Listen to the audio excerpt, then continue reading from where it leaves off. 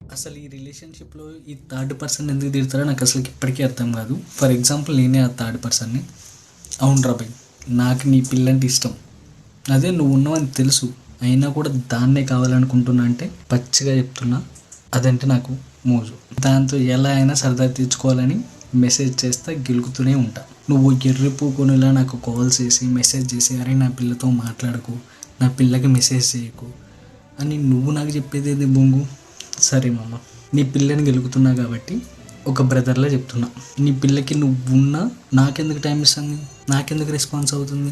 అది నేను కరెక్ట్, మా ఇద్దరి మధ్యలో ఒక అండర్స్టాండింగ్తోనే ఉన్నాం, కానీ మధ్యలో ఎర్రిపుకునే ఏది నువ్వే. దానికి నాకు ఒకరికొకరికి ఏం కావాలో ఏమి ఇచ్చుకోవాలో మా ఇద్దరికి ఒక క్లారిటీ ఉంది. నువ్వంటే లవరు మామ, లవర్ అనే ట్యాగ్ వేసుకొని తిరుగుతూ ఉంటావు, కానీ నేను అట్లా కాదు కదా.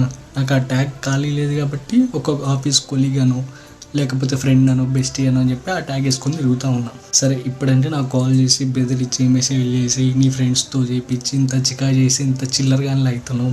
రేపటి రోజున నా ప్లేస్లోకి వేరే వాడు రాడా? అప్పుడేం చేస్తావు? వాడికి కూడా అట్లే మెసేజ్ చేసి ప్లీజ్ బ్రో నా పిల్లకి మెసేజ్ చేయకు, నా పిల్లకి కాల్ చేయకని అంతే అడుక్కుంటావు.